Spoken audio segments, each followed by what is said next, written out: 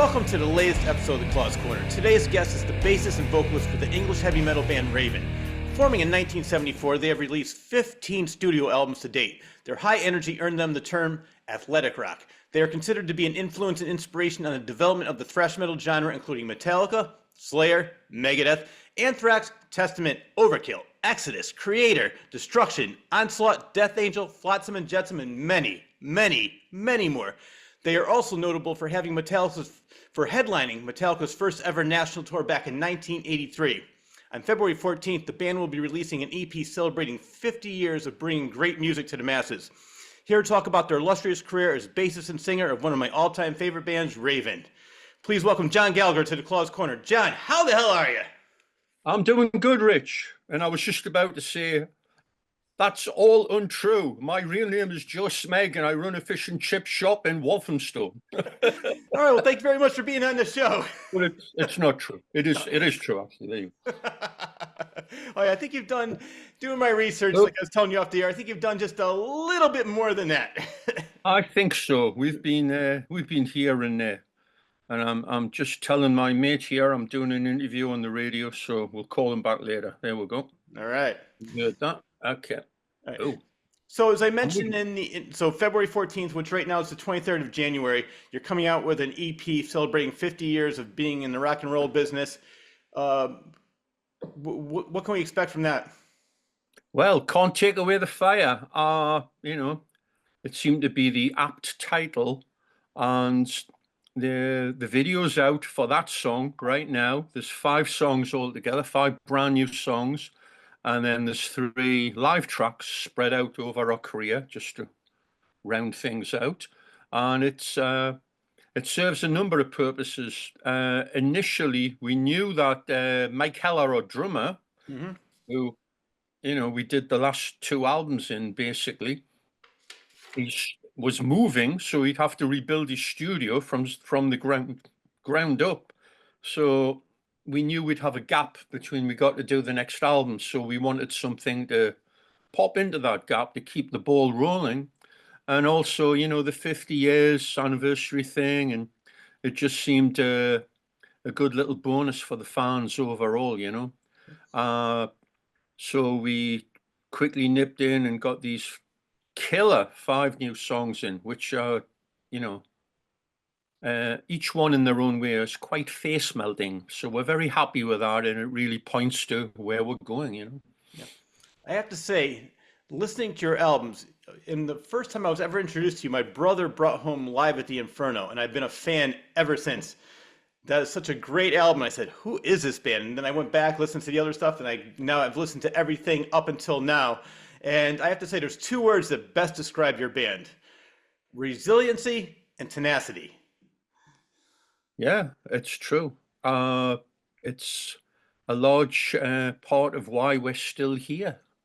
We're not the only ones who've had, difficulties with record companies and agencies and publishing companies and the business and blah, blah, blah. But rather than bow down and quit, we just kind of rolled our sleeves up and kept going. Yep. And each album gets better and better and better. It's almost like you never run out of things to talk about, never run out of things to write. It's amazing. The music gets harder, the lyrics get better. It's just, there's no stopping you. Well, that's definitely been the case, certainly since like 2009, when we put out Walk Through Fire. We had that little gap a few years because of my brother's accident. And we really wanted to plant the flag and go, boom, here we are. And let's see where we go from here. And it's been up ever since. Yeah. And we know we set the bar high, and we get over it somehow, and then we have to set it a little higher the next time. And it's we take great pleasure in making that happen. Yeah. Well, we're going to talk about that, and I want to go back to 1974 before we do that, and go back to the beginning, because first of all, your brother Mark is the guitar player, Mark Gallagher. You 2 have been together forever. Did you start playing when you 2 were kids in little garage bands, or did you 2 always play in bands together before RAVEN? There was no garage bands. That's one thing. You see, In the States, Hmm. kids of our age, there probably was a garage band on every street corner. Yeah, there was. Everyone was in a band. You Yeah. know, it was like for 2 weeks, I want to be a rock star. Then they'd end up playing baseball or Yeah. chasing girls or whatever, right? Where we were, I don't know anybody. We didn't know anybody who was in a band at all. We worked it all out ourselves. And that was again in a time frame where, you know, there's no instructional DVDs, there's no tablature. It's like learn the guitar by ear by yourself. Yeah. And, you know, we just made it happen. And, you know, once we started to play the pubs and clubs, then we knew, oh, there's oh, these guys are from a band like 3 mile away from us, and these guys are, you know, 2 mile away or whatever. And you'd run into these people. But initially, for that maybe first 3 or 4 years, nope, just us. So that's impressive. You and your brother are self-taught? Yep. Wow, even the I singing. went I went to one lesson. I walked in and walked into the classroom, say, "Oh yeah, you know, let's get some guitar lessons. Let's be smart here." And they're all sitting there going, "Michelle," I'm like, "This is freaking dreadful." Like, how about this? And I started playing. There was a band called Focus who were real popular in the early 70s. Hmm. Killer guitar player. And they had a song on the charts called Sylvia. I don't know if I can remember it. It's like sort of like uh, I don't know, a choppy guitar thing with chords moving down. Yeah. I'd have to relearn it. And the teacher said, "Oh, that's very good, but it's way too advanced for what we're doing here." Meanwhile, back with Michelle by the Beatles, and I'm like, "I'm out. See ya."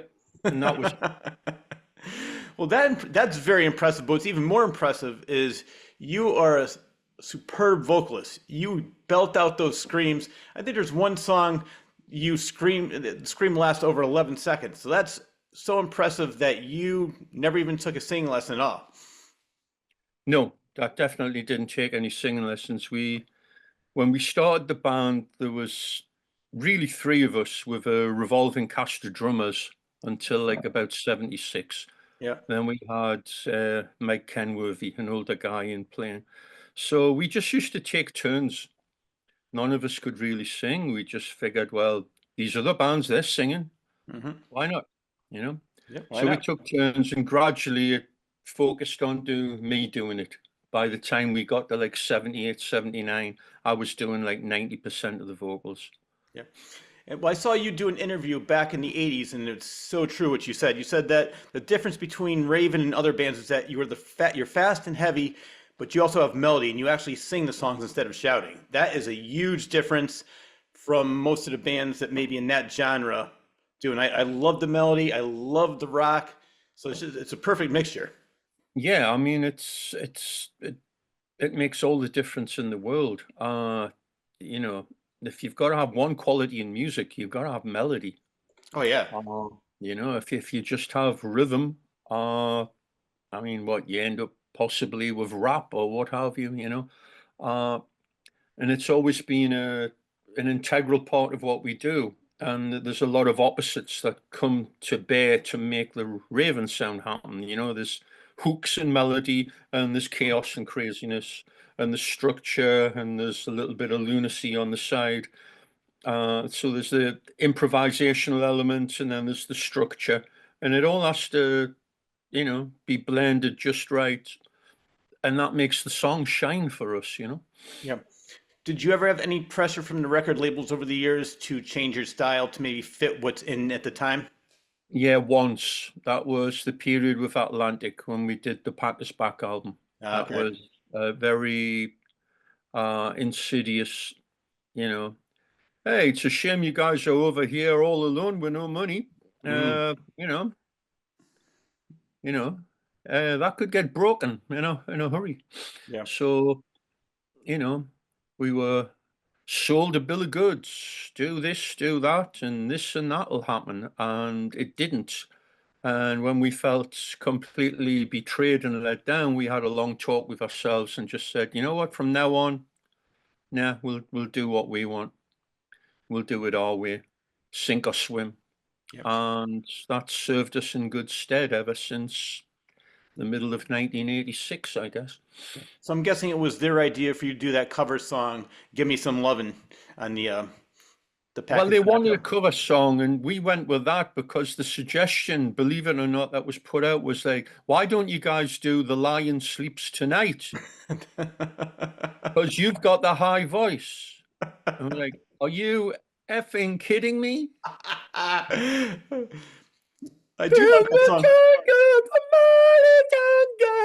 The lion sleeps tonight. A wee mo up, a wee mo up, a wee mo Oh up. yeah, I could sing that in a heartbeat. Why? Exactly.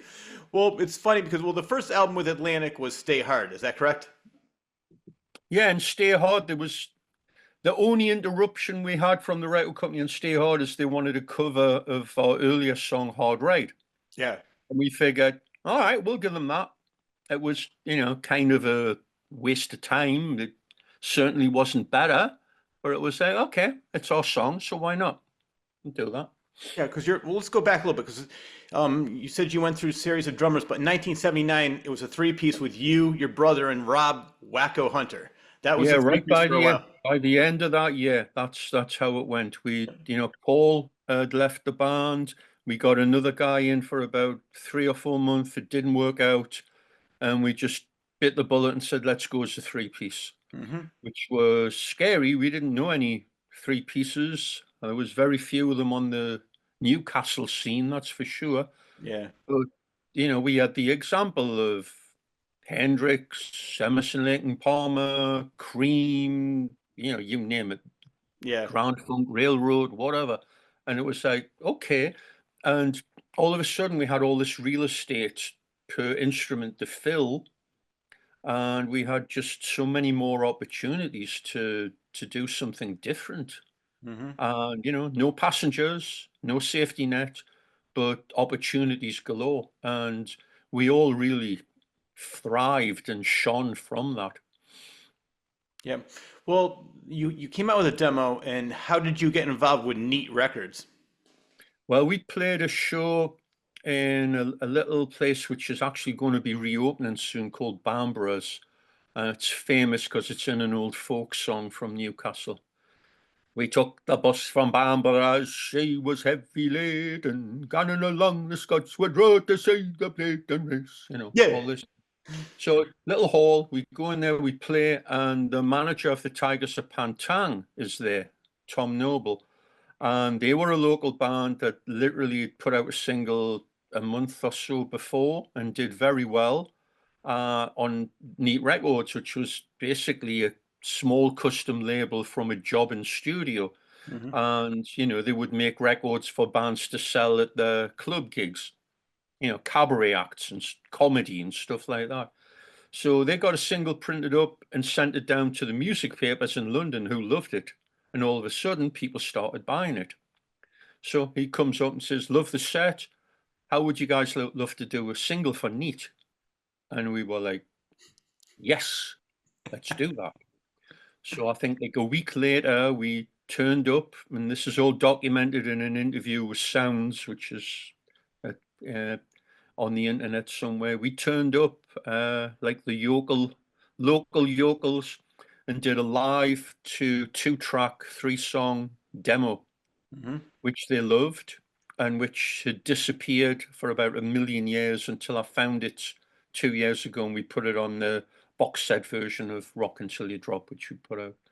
And of course, very interesting to hear the arrangements change slightly and all that. But they loved it and said, okay, let's come in. And then we came in to do the single, Don't Need Your Money. Hmm. And same thing happened. They sent it down to Sounds, the weekly music paper from London. They loved it, gave it a great review, started getting reviews in places and sold like hotcakes, as they say. Hmm. Now, are they the label that came up with the term athletic rock? Yeah, that turned up on the single, and when we saw the cover, like, what's this? I thought, well, it's vaguely descriptive. We were wearing running tops, and we were barely standing still for 1 second, which is Yeah. kind of our trademark. We like to move around a lot. Yes, which is So, great. And I've seen clips of you very recently, and you still like to move around a lot. That has oh not hell yeah, changed. we put some mileage in, that's for sure. Yep. I always say to people, if I want to see a band on stage playing the songs perfectly, standing on stage, I can stay home and either stream it or listen to the CD or watch it on YouTube. I like to see a band like you running around, having fun with the audience, getting into it. That, I mean, it bleeds into the audience. Your passion and your enthusiasm bleeds into the audience. And then when you're getting into it, we're getting into it. Yeah, I mean, it might not be for everybody. We've always had one or two idiots who'll go, why are they doing that? Spinal Tap or some rubbish like that. It's just like, you don't get it. Yeah. This is real Hmm. and from the heart. And we act as the music dictates, you hear these riffs, you want to move with them. It's very hard to play this stuff and stand still. Oh yeah, definitely. And to your point, it's very boring. And we grew up, and our initiation was playing the clubs where you had to reach out and grab these people's attention and Hmm. draw them into your world. You don't want to be dour and miserable and stay in their world. You wanted to bring them into the technicolor light. And we're the guys who set the temperature. We Yes. don't come into a cold room with, boring people and go, oh, well, we're going to have to play it. No, it's like, we're going to take you guys somewhere else. And that's always been the case. Oh yeah, no, it's definitely contagious. And there's three bands that thought just like you because you were opening up for them around that time, which is so impressive. Ozzy, Whitesnake, and Motorhead. So around Yeah, that well, time. that single got played on John Peel's radio show on Radio 1. John Peel's very influential. It's a DJ that only played new music, no matter who it was. Hmm. Oh, I've got this single by Joe Blow. Don't know. Let's hear it. And we put it on. So we Yeah. played our single. Ozzy happened to be listening and went, I love that band. Wow. Let's bring them on. And from that, we got the call. Gary Moore My has God. broken up his band G-Force. They were supposed to be opening for Whitesnake in 2 days. You guys want to do the gigs? Yes, we're in. And that was thrown in at the deep end. Hey, everybody, Gary Moore can't be here tonight. And Gary Moore had a hardcore following. Oh yeah. Gary can't be here tonight. Here's Raven, and say boo. So we had to win people over from that. But like I said, we played the clubs. We played for punks. We Yeah. played for people who initially hated our guts and would win them over. So Yep. What was it like touring with Lemmy? That must have been fun. those guys were out of control. The state of I've never seen anyone. This was on Iron Fist, and the three of them were utterly drunk off their asses at every moment. Let me have this like martini glass. Would you like a drink? Before they went on stage and smell it and go, I don't think so. Rocket fuel. I love it. So that was even before Rock Until You Drop came out then, or was it around the same time? That was the same time. The live photographs of us on the Crash Bang Wallop EP Hmm. are from one of the shows from Motorhead. Yeah. Yeah.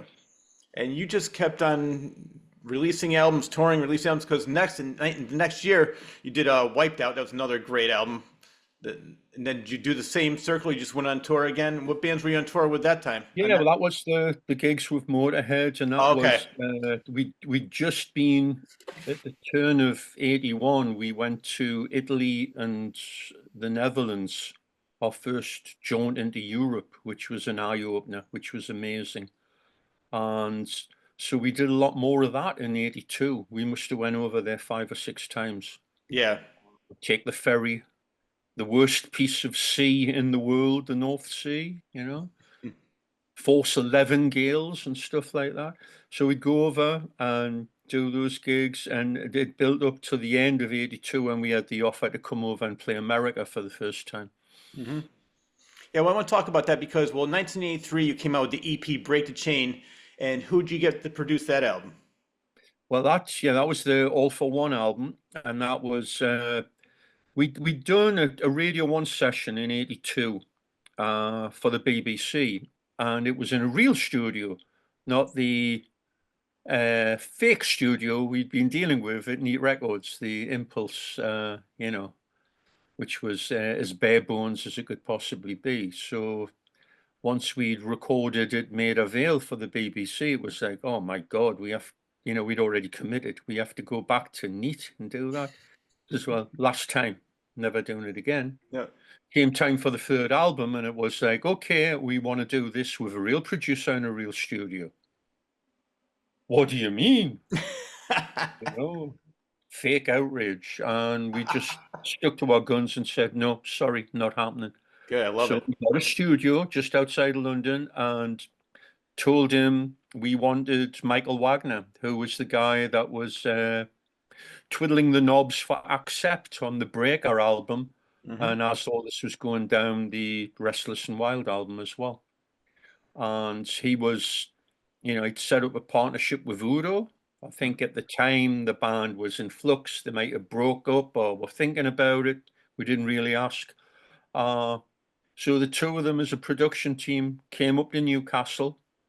We had a rehearsal hall. They came in for a week. We went over the songs, real pre-production, another novelty. And it went down to London in about 18 days of 18-hour days. Wow. We did the album and those extra tracks for the EP, yeah. All right, Which was an amazing learning experience and a lot of fun. Yeah. Yeah. Well, as you mentioned, that was the time when you came to the States and you were picked up by Megaforce Records. Was it John Zazula? Yeah, it's like, John had brought us over in November of '82 to do the Headbangers Halloween Ball, little festival thing in Staten Island. And we did like 4 or 5 shows with Anvil right after that. And the idea was, come back next year, we'll do a headline tour. So we did All for One, and John licensed it through, from Neat on Megaforce. We put that out. We went out on tour, and we had this ragtag bag of young lunatics called Metallica opening up for us. Wow. So it was guerrilla warfare, and it was fantastic. What were they like back then? Because they were brand new, and you were the headliners. You were the more mature band. The more, Yeah, so I mean, they come into you for advice. Those 3 or 4 years made a difference, and we'd been around the block, and this was the first tour, so they were a little bit out of control for sure. Yeah. Cliff was the guy with the old soul on young shoulders, as I always describe him. Yeah. Fantastic musician, absolutely. We'd sit and, do you know this? Do you know this? What about this? What would you call this? He was great. James just had a smile and was drinking. Kirk had a smile and was drinking, and Lars was always looking and watching and taking it all in. And how do you do this? How do you do that? So, they've told me personally, they watched every night and took it all in. And, one of the things they said was, we love your All for One album because you broadened what you did, but you didn't, lose sight of who you are. So that's pretty cool. And of course, they went on to do just that with their next album. It seems like you taught them a little too well. They definitely had some great advice. I would never take anything away from them. They worked very hard to be where they are. They had a lot of luck, but they worked very hard, and the stars aligned, and they are a one-off. Absolutely. Yeah. Absolutely. I feel so lucky that in the '80s I got the chance to see Cliff Burton once when they opened up for Ozzy. And then, unfortunately, not too long after that was the bus accident. And then Jason Newsted, who's another phenomenal bassist. I saw him in the band, I don't know how many different times before the latest bassist. But yeah, so I'm so glad I got to see Cliff at least once perform live before that awful accident. Yeah, Cliff looked like one of those wind-up toys. He would just be headbanging, and it had nothing to do with what was going on. It was That's a perfect way to describe him. the same pair of jeans for like 8 weeks. Come on. All you see is hair, banging the head in hair. Yeah, Uh, but and there was method in the madness for sure. He was it's very hard really to hear a lot of the stuff he did, but he was just one of those smart guys. He'd miss notes out deliberately to give more impact to the ones he did play. So it Mhm. wasn't all flash, it was smarts. He was good. Well, speaking about method to madness, John had some methods for you. He believed that you were a major label material, so he kept you on tour, and that's led to Live at the Inferno, which, as I told you, my introduction to your band. Yeah, well, that came about because, we were in England. Hang on, I got to turn this TV off. Yep. Segment, Democratic Congressman Scott Peters of California and Republican Congressman. Sorry about that. I must have had it on pause. So we were in England, and in '84, the idea was to come over to the States and tour until we got a major deal, and we got a major agency deal, so we could get more gigs. And by the tail end of it, things were coming together. We got off neat, and we knew they were going to put out a best of at some point, which they did the following year, a bit late. But we said, let's beat them to the punch and do a live album. Hmm. So that's where Live at the Inferno came from. And we did this one show right at the end, which was the Roseland in Manhattan in the middle of New York. It had us with Anthrax opened, then Metallica, then we finished the show. Maybe 3,500 people there, 3 unsigned bands, unheard of, never happened back then, not a chance. So there was a bit of a feeding frenzy with the labels there. Anthrax got signed by Island, Metallica by Elektra, and we got signed by Atlantic. Hmm. And, it was like, hey, be careful what you wish for. Oh yeah. Well, that's why I want to talk. We mentioned it a little bit with the package back, but I want to talk about Stay Hard first. When Atlantic first hired you, did they automatically say, "Let's make you sound a little bit more commercial," or did they let you No, do the first album and say, "Be yourselves," and then after the second album, that's when that started to happen? well, initially we were recording an album before the whole Live at the Inferno thing kind of came about. Basically had the album in the can before then, but it worked out that, you know, let's do an album just to get off Neat Records. Hmm. So the whatever songs we had lying around, basically, we had some good songs and said, we're not giving them. Let's put them to one side. Yeah. So once there was interest from Atlantic, that all went out the water, and all the dud songs disappeared, and we brought, songs like On and Get It Right back in.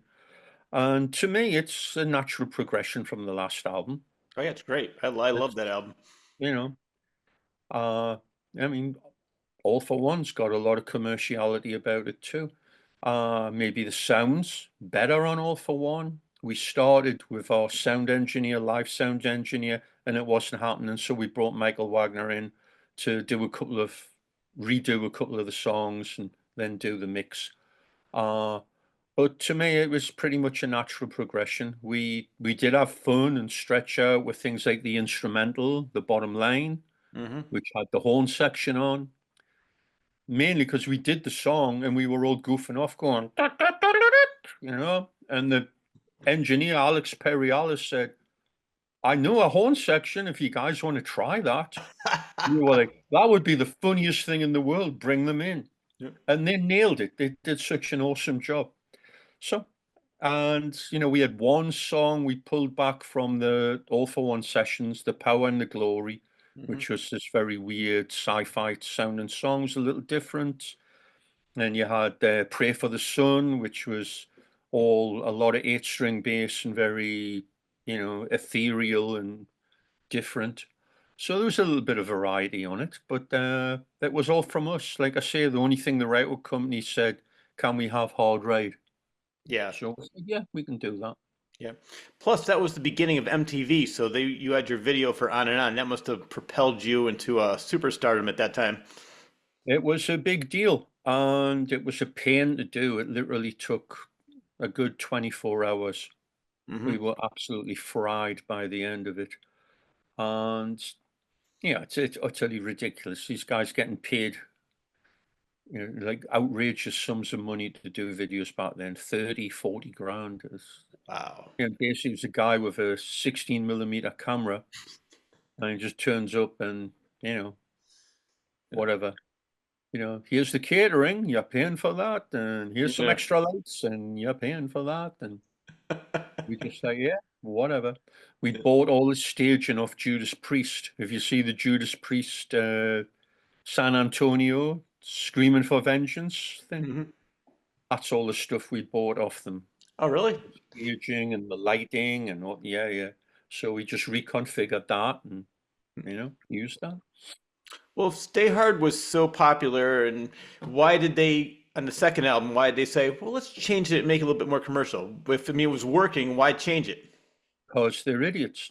Okay, that's a simple I, answer. I sincerely believe that 99% of the people at that record company and most of the others were only in it for three reasons: to get laid, to get drugs, and to get drunk.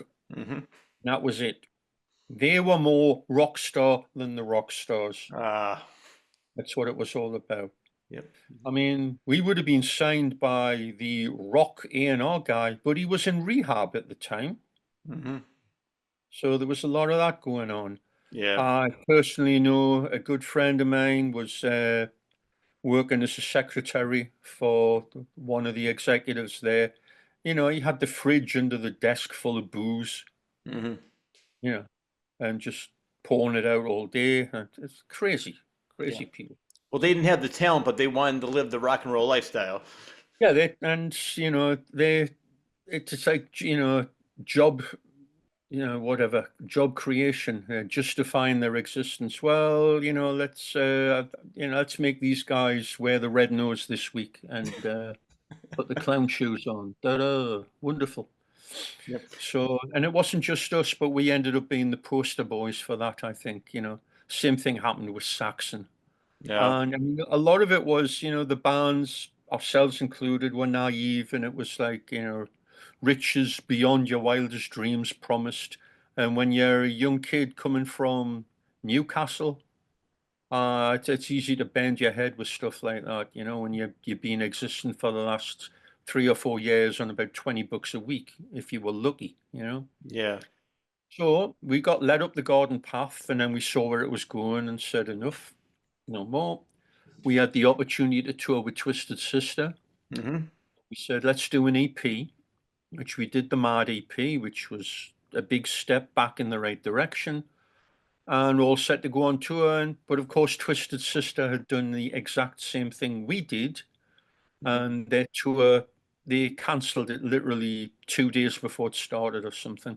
Yeah. That was the time when they So, came out with Leader of the Pack, I think. Right? yeah, Yeah. come out and play album. Yeah. Oh, yeah. I was thinking Be the same thing be too. cruel to your school with Billy Joel playing piano and Yeah. you know again, that was the goofy thing was always a part of Twisted Sister, but it Yeah. wasn't everything. No, It exactly. wasn't everything. So, you know, people kicked back on that. Yeah. I actually like their first album the best, the Twisted Sister. I like Stay Hungry, but I like the one before that even better. It's like because they were just Don't stop rock and roll. yep, Great, yep, great, raw. great, great. It Yep. was great. So you did that album, you went on tour, but then so you did one final album with Atlantic, Life's a Bitch. What ended your deal with Atlantic? Was it did you decide to say we want to move on, we want to do something different? We just got fed up and not having the support. It got to the stage with Life's a Bitch where we were, writing receipts for, yeah, we had a horn section in, we had a euphonium player, we had a guy playing the vibes. Yeah, he got paid like $90 an hour for 4 hours Yeah. just so we could get some money, Mhm. you know? It Yeah. was ridiculous. Of course, they didn't know, they didn't care. And we had the album together and it didn't come out until the end of the tour, which was like annoying and pointless. And it all came to a head where we did a show specifically for the record company in Manhattan. Let's do a show, invite them all down, schmooze them, food on, drink. do the whole thing. This is the band that, Hmm. let's go forward from here. And they turned up 3 or 4 hours early, ate and drank and left. And I said, okay, you've told us who you are. Hmm. We want off. I don't care who we're working with. We want off. We can't deal with this. I love So it. we got off. And at that point, Rob left the band. Yeah. He'd been battling his own demons and had a kid on the way, had just got married and, you know, had to look after himself, as it Hmm. were. So we were left in the lurch for quite a few months and, auditioned at least one guy, didn't work out. And then we thought of our friend, Joe Hasselvander, who'd been staying at the same house we were at, which was this house basically termed Rock and Roll Hotel up in the upstate New York, where occasionally bands would stay over, Yeah. and when they were in the studio up there or whatever. And Joe was a friend, and he had the same musical taste as us. He liked all the glam rock. He liked the Sabbath. He liked the rock and roll, and he'd been playing with a version of Savoy Brown, so we'd seen him play. He was solid. Uh, Played a great solo. It was like, yeah, why not? Hmm. And we moved forward from there. I want to go back to Rob for a minute because you said he had his demons, he had a kid on the way, but I was doing my research. I found out he pursued a career in audio production and engineering, working with Branford Marsalis and Harry Connick Jr. So he did get back into music eventually. Oh yeah, he never really stopped that. It was just the being out on the road thing. Ah, okay. He got his act together. He learned the studio, and he ended up hooking up with Branford, who he still works with today. Wow. And funnily enough, last year, it's just about a year ago now, I think it would be like February, we started the tour and we were in New Orleans, and he got in touch and said, what time you guys going to be at the hall? He says, I'm in town. And we sat down and chatted for the first time in 37 years. Wow. And it 37 was years. awesome. That It is was awesome. really, you know, bringing the circle around again type of thing. It was really good to do. Oh, I'm glad to hear that. So you left Atlantic, Rob left, Joe joined the band. Which label did you sign with next? Combat. Okay. And then we ran into the mindset with a lot of these labels where it was real young kids who were totally into whatever the latest fashion was, which at that point was hard thrash, Virgin on black metal, and what have you. So we were like the old fogies at that point, which was ridiculous. Yeah. So we had to deal with that nonsense. We had a small budget, but I'd done a production job producing a young band of friends of mine upstate New York. We went up to that studio and did Nothing Exceeds Excess, which got pretty well received. Great songs, and got the offer to go out and tour Europe with Creator. Wow, another great band. Yeah, they'd just done a cover of one of our old songs, Lambs to the Slaughter, and the manager said, would you guys, come out? And I'm like, absolutely. Because, Atlantic had no interest in us playing Europe. I mean, the last European gigs we'd played were in '84, and they were 3,000 seaters, and we walked away from that and had to build it all up again. That was crazy, I think crazy. the label that has all the bigger labels want to do less. I mean, they have the money to put you on the road. They have the money going in, yet they didn't want to do any videos with you. They didn't want to put you on in Europe. I don't understand that. No, Like, it was almost like they just wanted to sabotage us and the yeah. the overall view. So we moved on, and we wanted to do a video, and for Nothing Exceeds, and it was told, well, we're doing this thing called the Ultimate Revenge 2. Hmm. If you want to do a video, you got to be part of that.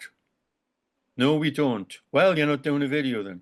All right, fair enough. We'll do the Ultimate Revenge 2, which was, you know, so badly organized.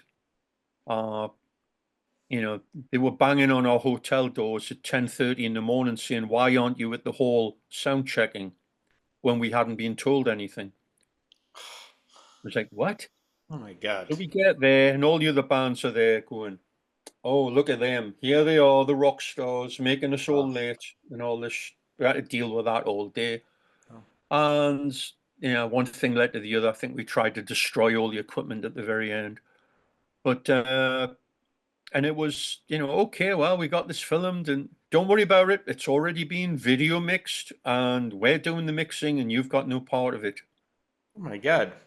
So that was enough to make you go, okay, we're done with these guys. That Thank was you. pretty Good quick. I night. know. See ya. Well, before we move on, though, what bands were on the Ultimate Revenge too? Oh dear. There's a band called Fear for Fear, who were a Philly band. Okay. Forbidden, Okay. who just reformed. Uh, Dark Angel Okay. and Death. Okay. So very much cutting edge as far as the music scene goes there. Yeah. And we were obviously the sore thumb, the one that stood out. And we'd get these crappy reviews of this gig, and it was, funnily enough, it was the guy who runs Blabbermouth. Oh, And, these guys suck, blah, blah, blah. Meanwhile, there was photographs of him unconscious on the floor at the gig. So it's funny how you reviewed us when you were unconscious, and it was just, you know, typical. So we just put a very large middle finger up to them and just soldiered on. I love it. Yeah. So next you came out with of Fair album, and which label did you end up going with next? Well, we've been working obviously with Creator, and we Hmm. hooked up with their management and said, okay, we want to do an album. Well, come over here and get your deal at a studio here just outside of Dortmund. It was in a little town called Witten, and it was awesome. Hmm. Good German food. Got to go to the bar every night and play our rough mixes over the sound system and hear what was going on, and had a grand time. And it's definitely a step up production wise. It's big, big and heavy.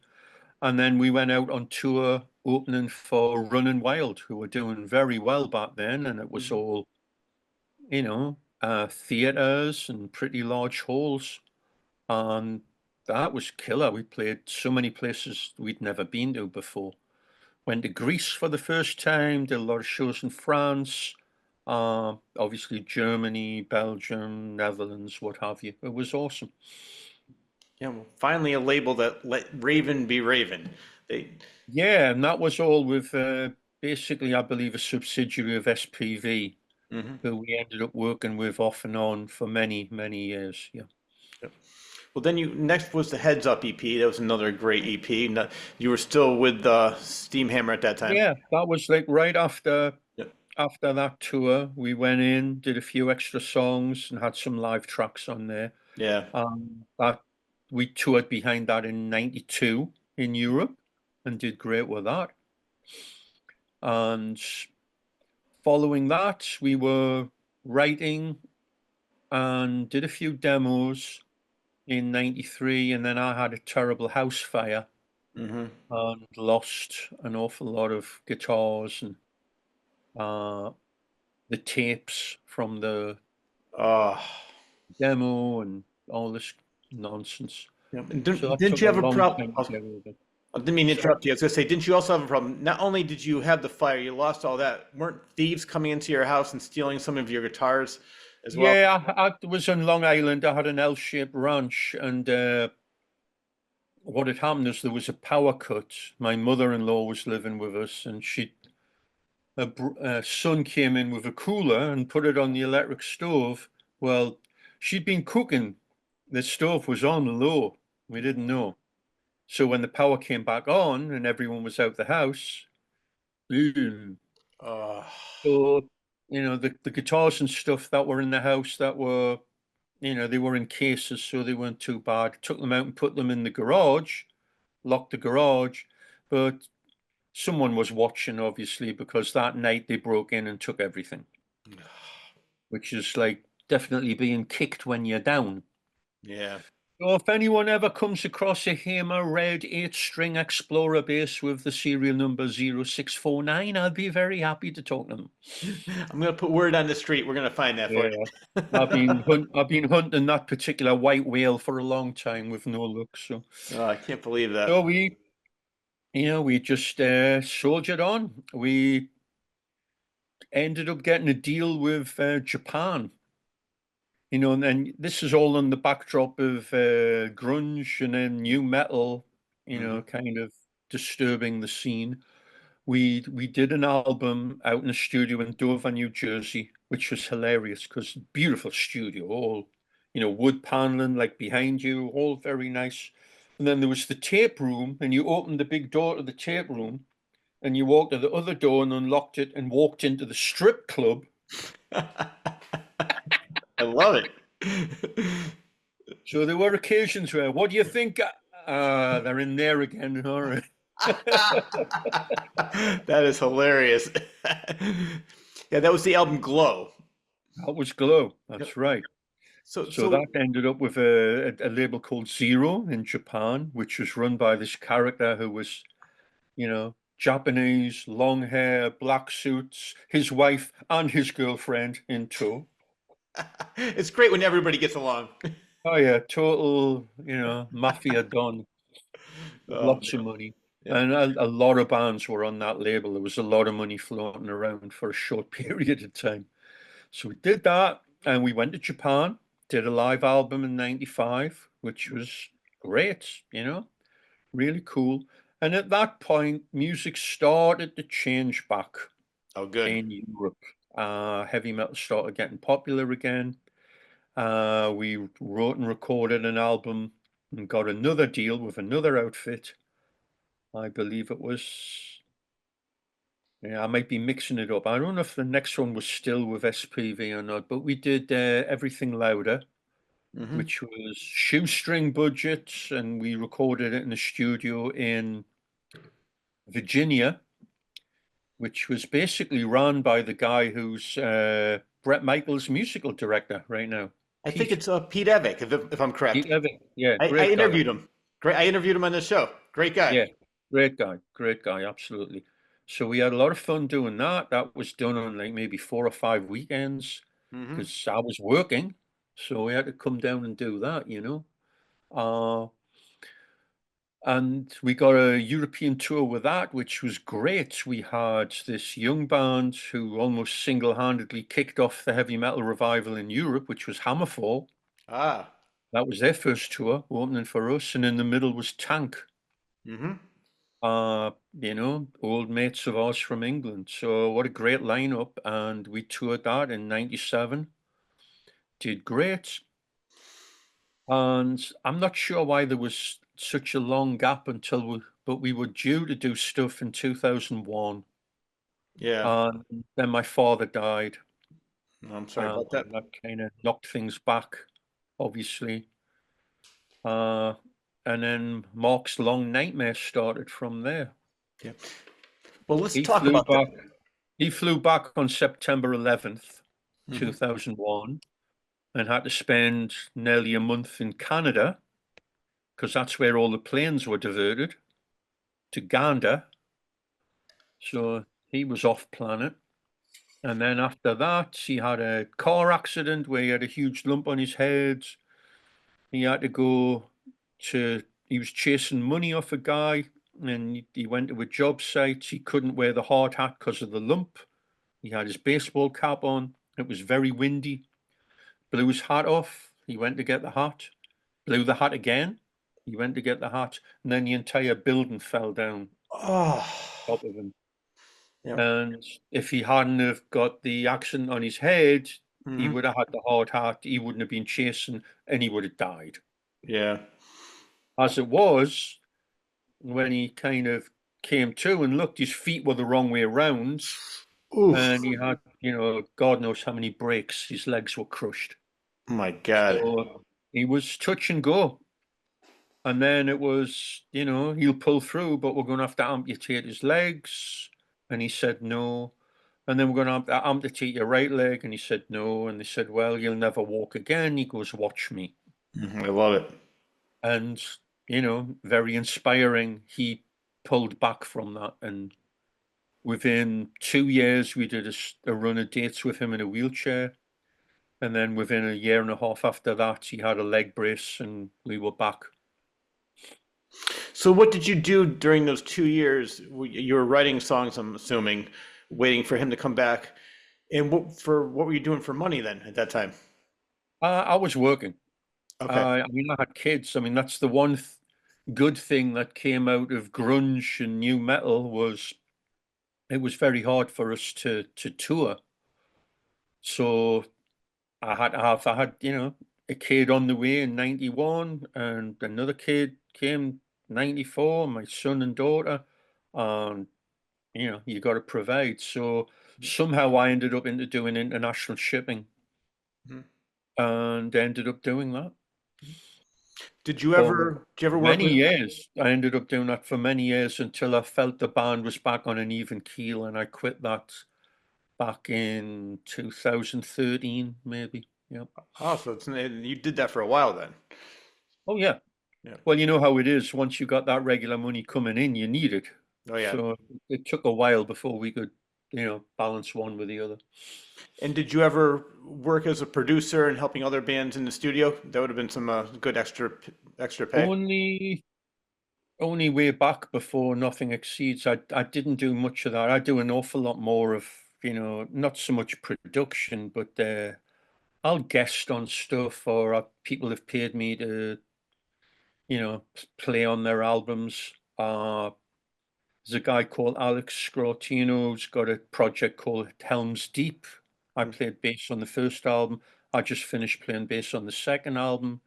Uh, Very challenging, kind of like psychotic Iron Maiden on crack, like Yeah. out there. Interesting. Did the stuff with Stu Marshall over in Australia. He's done a solo album, really fantastic stuff. It was a pleasure to play on that. There's a guy called Jan Stark, who's in a band called Overdrive from Sweden.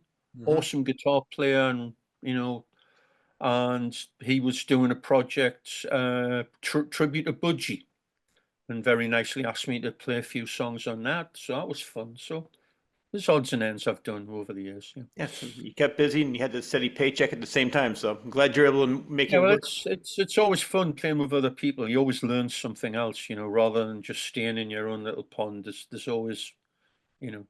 I think the Yeah. first time I really did anything like that, there was two projects. One was just playing live with Paul Di'Anno after the European tour in '91. Hmm. 2 weeks, and he were doing showcases trying to get a record deal. And funnily enough, they were just playing old material. He was playing Iron Maiden stuff and Battlezone stuff and passing it off as new material. And none of these people knew any different, which was Yeah. hilarious. Yeah. That is hilarious. And that was with Cliff Evans and Steve Hobgood from Tank, who, Huh. we ended up playing with a few years later, which was cool. I'm trying to think. I saw him in Connecticut years ago. I'm trying to think what year it was. So it might have been around that time when I saw him. I can't remember, but um, I always liked him. I mean, I like Bruce Dickinson, but I love the Diano years of Maiden. Yeah, it was, it was different. You're always going to get that. You change the lineup in some factor, and a lot of things change. Uh, Yeah, you know, Paul was perfect for those albums. Bruce was perfect for everything else. So, exactly. That's, you know, yeah. So for Raven, was 2009 Walk Through Fire the first album that you released since Mark's accident? yeah, yeah. I'd run into a guy local to me in Virginia who, come and check my studio out. Worked out great. So we went there and did a demo, fished it round, and ended up back with SPV. Mm. Got a deal with SPV.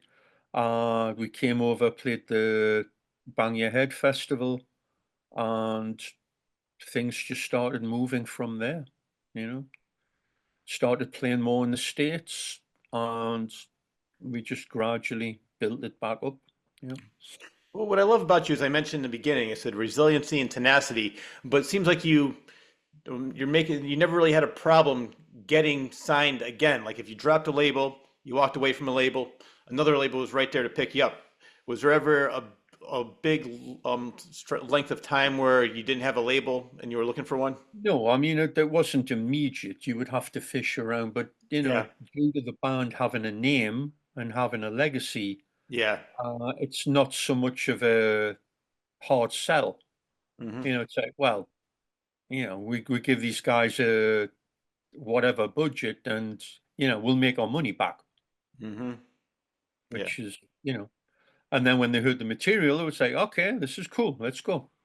So There's one thing right in 2013 that came out. I've looked everywhere for it. I can't find it. I would love to see it. You came out with a DVD, Rock Until You Drop, A Long Day's Journey. Is there anywhere I can yeah, find that? probably on YouTube. There's very few floating around. Mark did that. It was his labor of love, and it nearly killed him. I think he had like about 4 months of staring at a video screen, and Mm. his eyes were like road maps.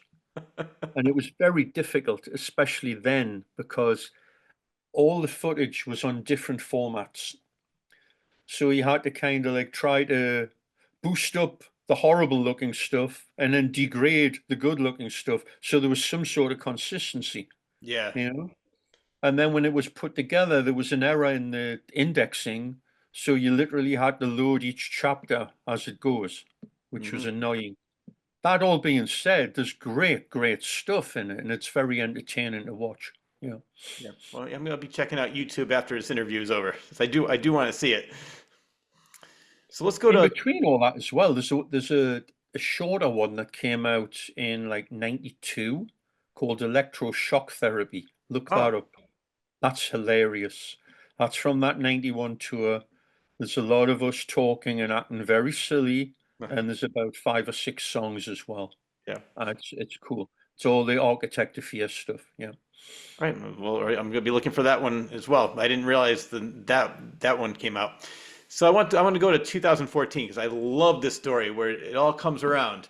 In 1983, you're the headlining band. Metallica is the opener. In 2014, Metallica is the headlining band. And you got to play in front of 70,000 fans. So- So we were booking dates in uh, Brazil, in South America, and our agent said, "Are you in touch with Lars?" I said, "Well, I can get in touch with him through an intermediary. Why? Because we'd just done that DVD, Mhm. and Lars, very nicely did a long segment for that. I can get in touch. Why?" He says, "Well, they're doing stadiums down here, and let's see if we can get on at least one of the shows." "Hey, Lars, we're touring. Can we play Sao Paulo with you?" "Yes." Wow. That easy. And we freaked. And of course, then I was getting phone calls from Live Nation and like, who's this? You're with Raisin?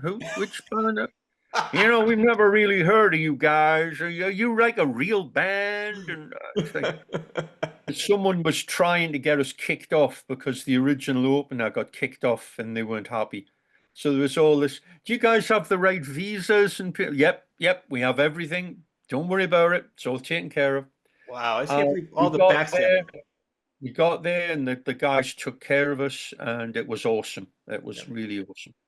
I mean, I guess it's not too hard to believe. I mean, all the backstabbing, all the behind the scene shenanigans that are going on, it sucks.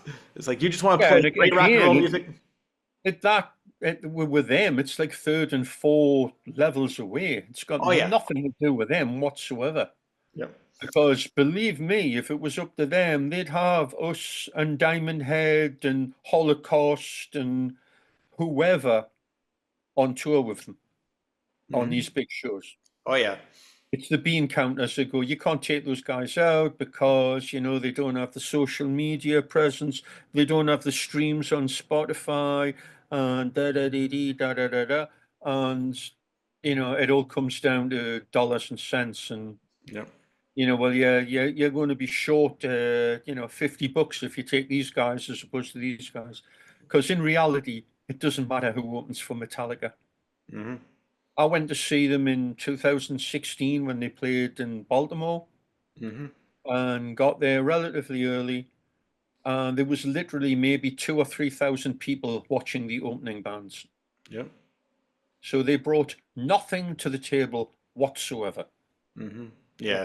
Yep. You know, they could go out with a, a freaking Punch and Judy show with puppets, and it wouldn't make a difference. Yeah. Well, I want to add another story that goes along with where the band doesn't even realize what's going on, and it's the people behind the scenes. I'm sure you know who Henry Rollins is from Black Flag punk band. Yeah, Okay, so I've seen him several times doing a spoken word, and he came out with an album, and he wanted all these different artists to help raise money for the West Memphis Three. These three kids that were accused of killing this little, and so there's the three Judas documentaries. Priest thing, right? Yes. So he was trying to get in touch with Tom Murray from Slayer, and the management's like, "Oh, Tom would never do this. Nope, sorry, he's not interested." So Henry went up to Tom. He saw him. He goes, "What are you talking about? Of course I'll do it. I didn't even hear about this. Thanks for telling me." So like the management just keeps the band away from everything that is going on, and they don't even realize it. So Metallica's like, "Yeah, of course I'd love to have Raven." So you went right to Lar. You went right to the source, which is perfect. That's the only way these things happen. They Yeah. would never happen. It would never happen. There's all, there's a phalanx of gatekeepers in the way of any of that stuff happening. Yeah. So that's why when you have these things like Live Aid and all that back in the day, where you know people be interested, but he had to talk to the guys involved to Hmm. get them to do it. Yeah. Because if you talk to the managers, they say, "Well, what's in it for us?" Where you talk to the actual band, and they're like, "That's a good cause. I'm in. Hmm. I don't care about the details. We'll get there later." Yeah. The next album, I am convinced, the next album that you released, you predicted COVID. The Yep. next album is Extermination, and that album cover, you knew something that the rest of the world didn't know. Didn't we just? Didn't we just? That was scary. Uh, just came up with the idea of let's have a mad doctor injecting the earth. Uh, Crazy. Yeah. Don't ask me. It wasn't our fault. However, I mean, we did go to China in 2019, maybe. Just It's all coming maybe. together. It's all coming together now. It's all part of our album promotion. Yeah. Let's destroy the earth. Yep. Yeah, we did that. And that was an interesting thing because we had a budget and we wanted to change things up. We wanted to spend a lot of time on pre-production. So I booked a studio in Richmond, Virginia, which was great. Went in, did the pre-production, also recorded a covers album, and we did a crowdfunding thing saying, "Hey, buy our album, you'll get a free covers album." Oh, Yep. and it worked out. It filled the gap financially, so we could do the whole thing. So that was fun. That was a little different, and that got us, geez, all over the world. Hmm. Europe, festivals, South America, Japan, the full deal. At that time, And who we were you were touring with? touring that right into 2017. Yeah. Yep. No, so what I was going to say was at that time in 2015, with Extermination, who were you touring with? What bands? Oh, we were headlining. Oh no, you were headlining, but also you brought some opening bands for you, and Oh God. well, it doesn't even. We we had a whole thing trying to book a tour with an agent that wasn't working out. And I met a guy I was friends with, Jarvis Leatherby, who has a band called Night Demon. I Okay. just said, "Do you guys want to come out with us?" And he goes, "Yeah." So that was their first tour. See, So they came out with us, and they're road dogs. They've been out. I think they've been on tour since then. I don't think they ever came off. well, see, I love that because with everything that you went through, and then you're paying it forward, where you're taking these young bands on the road with you. Like, come on, I'll give you a shot. That's great. Absolutely. And you want a good band playing with you. I mean, that whole concept of like get a band on and sabotage them, and that's so alien and so I know. it's just wrong. And to be honest, it doesn't happen a lot at all. Hmm. I've only had it happen maybe twice in our Wow. whole career. We had the power pulled on us once in London. And then that first show in America, the guys from Riot were unplugging the stage box and mixing the chords up. So the lead vocals would be on the kick drum channel and stuff like that. And it made no difference because we went down a storm anyway. But yeah, that's ridiculous. It's like you want the opening band to be absolutely killer and awesome because that means you've got to raise your game and do your thing. And you know, No, exactly. who wins? Everyone wins, especially the audience. So that's great. No, exactly. I could never understand that kind of insecurity. I've heard stories like what you just told me happening with other bands. They wouldn't give them a sound check, then they would cut the mic off or whatever it Yeah, was. Yeah, it's just routinely with some bands, like they'll turn the subs off, so there's no real low end yeah, for the opening band, yeah, and it's just like, yeah, bring the volume down a bit. Yeah, great, yeah. fine, but make it sound good. Or Exactly. they're like, you get two lights or something stupid like that. Yeah. But we've been very lucky. The bands we've worked with, by and large, have been very open, very friendly, and very like, do your thing. Just please don't break any of our stuff. Well, throughout this conversation, all the bands that you were working with were established and they were secure enough to say, you know what, we know the people love us. Let Raven be as good as they can be and form their own fans, which I love. Like Yeah. Motorhead, Whitesnake, Anthrax, Slayer, all these great bands that you played with over the years. They're like, yeah, but come on, this is great. And so I'm as a fan, I love seeing two great bands. And when the first band sounds like, all right, I'm all pumped up, ready for the headliner. So Yeah, like you that's said, it's what a win-win that's what their situation. job is, to get the people's blood pumping and get it going. Yep. And we love doing that. We Going do it well. cold. I mean, before the pandemic, we were really setting things up. We've had to, build it back up again, as everyone else has since then. But we opened for Udo in 2017 for like 50 shows in Europe. Hmm. And then in 2018, we opened for Saxon. Hmm. And, you come back to these places where you'd only been once, and then you see all the kids with the shirts that they'd bought at that one, and they're into it from the get-go, and Yeah. it's awesome. It's cool. Yeah. Nothing better than playing to a virgin audience and ruining them for life. They'll never be the same. Yeah. Well, at that time is when Joe left. Why'd he leave the band? Uh, I got a feeling it probably would have happened anyway. He was not happy of being on the road as much, getting cantankerous and old. And then he had a heart attack Uh, 2 days before a whole bunch of dates. And we scrabbled around and got a guy in for the Chicago show. And then we had 3 shows in the Northeast. And we were, given this guy, Mike Heller, mhm. who was playing with Fear Factory. I was like, okay. He came down, seemed nice, talked for half an hour, went on, played an hour and a half set, and he nailed it completely. And we were like blown away. And even at the end, we were improvising and, passing stuff off against each other, had that ESP thing going. And Hawk said, why did you play that fill there? He goes, because it's on the record. Oh, play faster, do what you want. Really? Yeah. Next show, 1,000% better. Next show, 1,000% better. I was like, he couldn't do the European gigs we were doing after that. We had another guy filling in, but we said, we'll talk to you when we come back. So after we came back, said, job's yours if you want it. And he wanted in.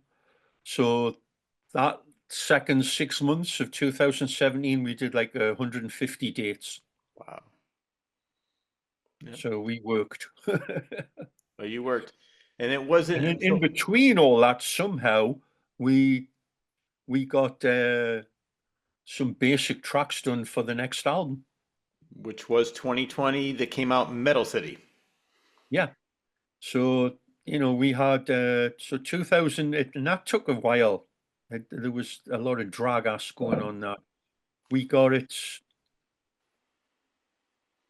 when would it have been? We probably got most of it done in 2018. We ran into Michael Wagner and on a cruise, the Monsters of Rock cruise, and said, how would you like to mix on your album? Love to. When's it going to be ready? Probably July, whatever. He goes, well, I'm going in for surgery. Why don't you come and do it at my place? Mm. 2 days later, we end up at Mike's place in Nashville doing the album. Wow. And then there was a whole bunch of drag where the mix wasn't right, and we went to about 4 or 5 different guys auditioning them before it got done. And then there was issues with the art.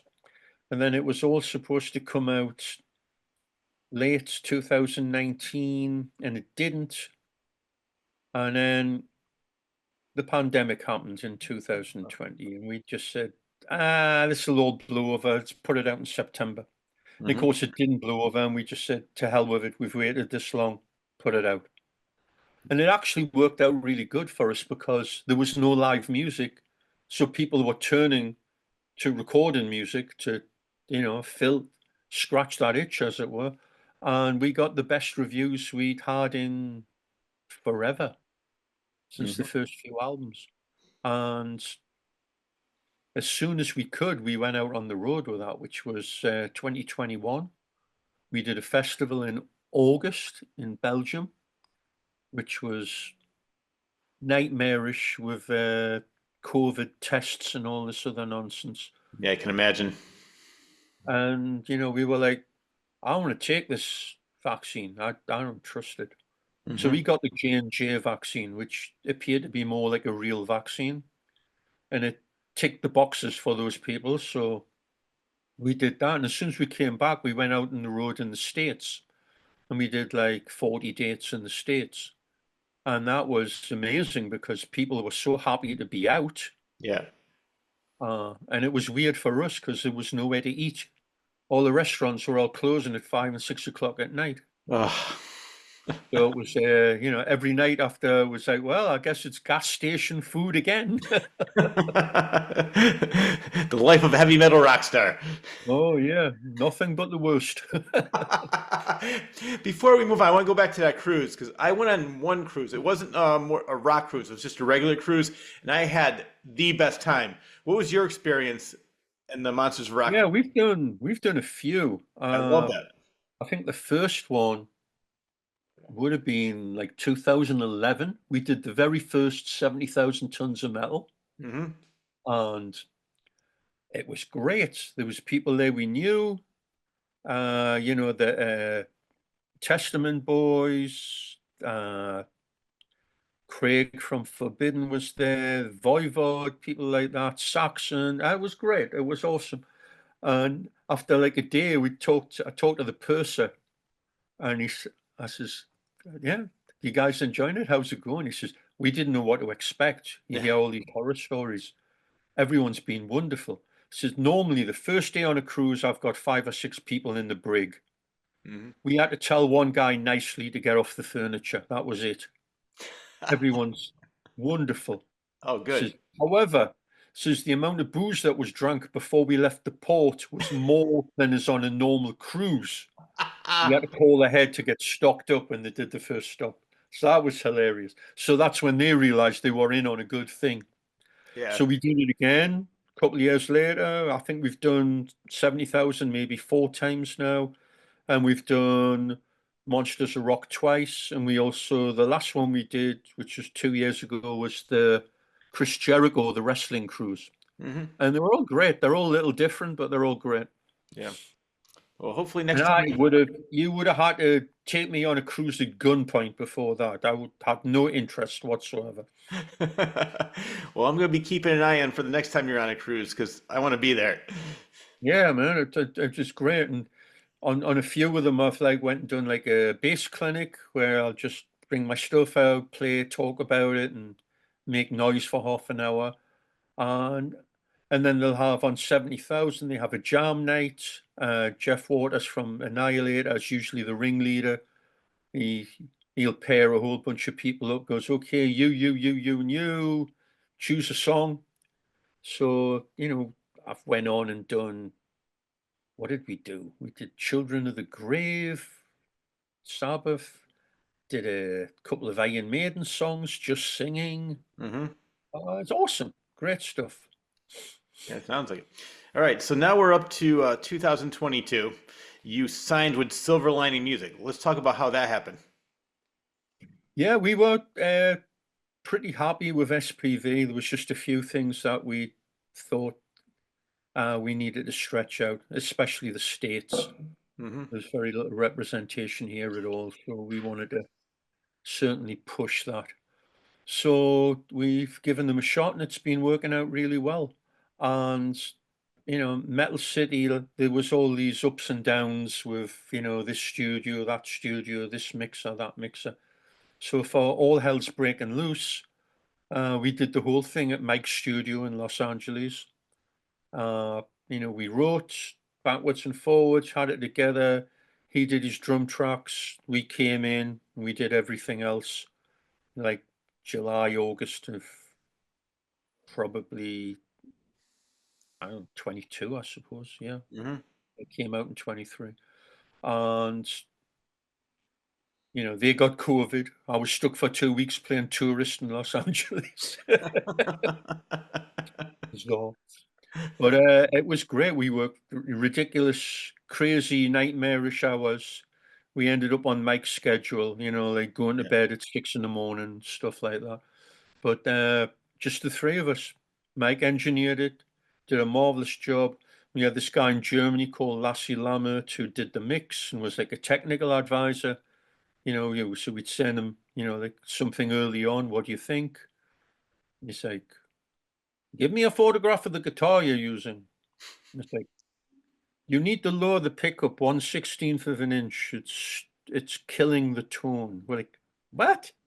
So we'd do that and he'd be right. It was like, okay, fair enough. Yeah. So great team and just took as long as it needed to do to put it together. And, the concept was 10 songs, 35, 40 minutes, boom, boom, boom, beat your head in. I love it. And we did it. I hear these stories from bands that where each member lives in a different state. So what they do is they record their part and send it to the other person. And I was talking to the people that I've interviewed throughout the last couple of years about that. And I said, to me, I think that sort of like loses where the 4 or 5 band members get together, or 3 members get together, and you're just all collaborating. You're like, oh, playing together. And I think they're missing out on something. So when Raven's together, when they're either practicing or recording, are you all 3 together, or are you just doing your part and sending it in? We were all together for the bass and the guitar and the vocals. Hmm. Doing the drums as, I mean, initially when we did Metal City and Mike John, like, oh, I've got studio time booked. He goes, I do the drums in my own studio. Yeah. We're like, well, why would you do that? Well, I played it with click track. Oh, not the click track. Because the click track was the Pack is Back. And the whole sound of the band back there was the push and pull between the drums and the guitar, and it Yeah. got ruined. But Mike explains, no, this is the reasoning is I don't want to just do an okay drum track. I want to do a great drum track. Hmm. Just like you want to do a great vocal or he wants to do a great guitar part. You don't just do it the whole song and hope it's right. And if it's wrong, do it again, do it again, do it again. Do you? No. You fix what's wrong. It's a painting. You put a brush stroke on, you fix it.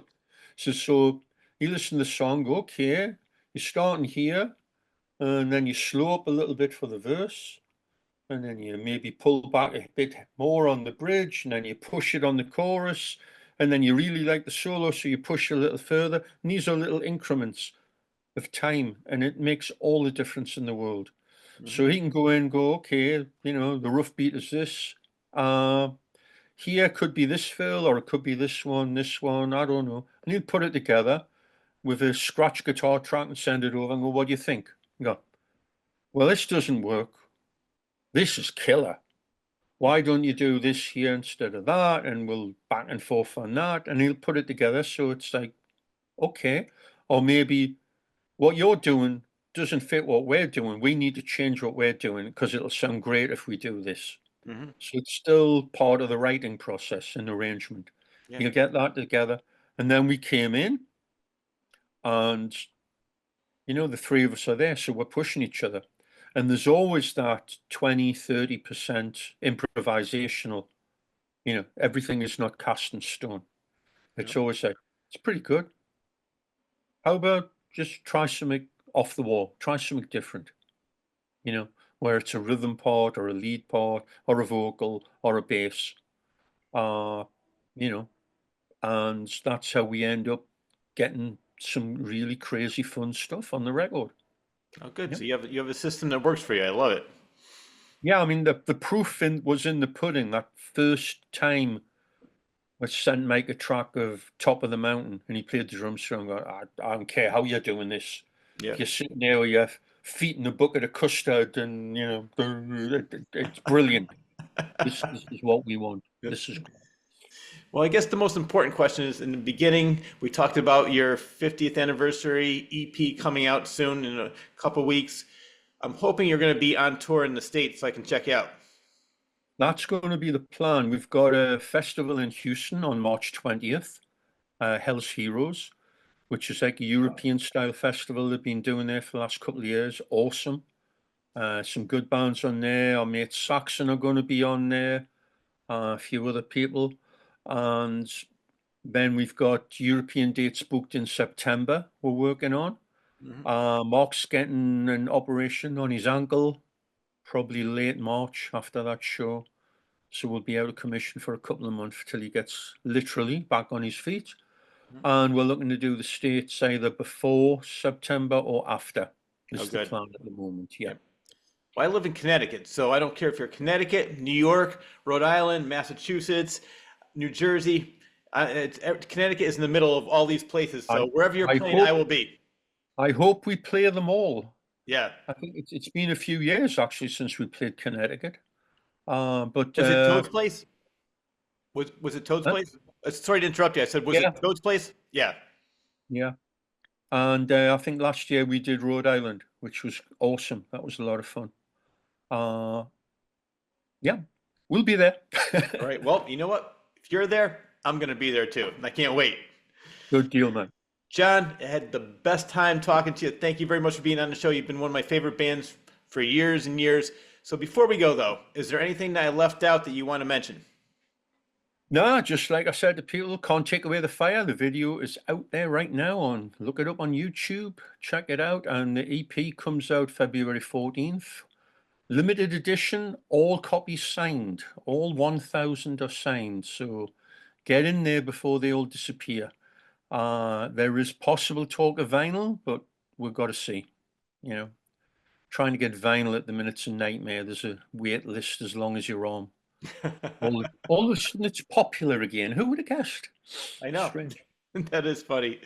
Well, John, you're welcome back on the show anytime. I look forward to finally meeting you in person, seeing you at a show. I'll be rocking in the front row. Can't wait. Thank you, sir. All right, thank you.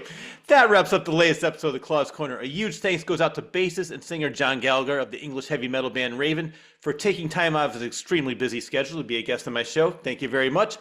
I also need to thank editor extraordinaire of the award-winning Elmwood Productions for doing a superb job. That's John Bristol, of course. He edits his show each and every week and makes it available to all on YouTube. I am also extremely grateful to Rob Bull and Dal Coles for all they do to make my show available on Spotify, iTunes, Amazon Music, Audible, Patreon, as well as a local cable station in Connecticut. And gratitude also goes out to each and every one of my Patreon subscribers. Your generosity helps keep the show in the air. For the low cost of $3 per month, you have early access to episodes such as this, your name's in the credits, and you have the opportunity to submit a question to an upcoming guest. So, that being said, lastly, but definitely not least, I need to thank you, the viewer, for always tuning in. Enjoy your day, everyone.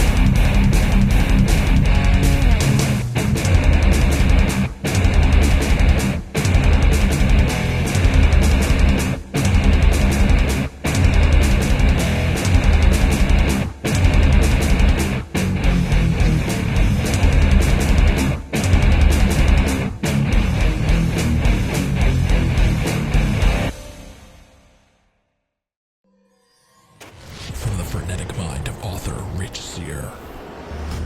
5 terrifying short stories, now available in one collection.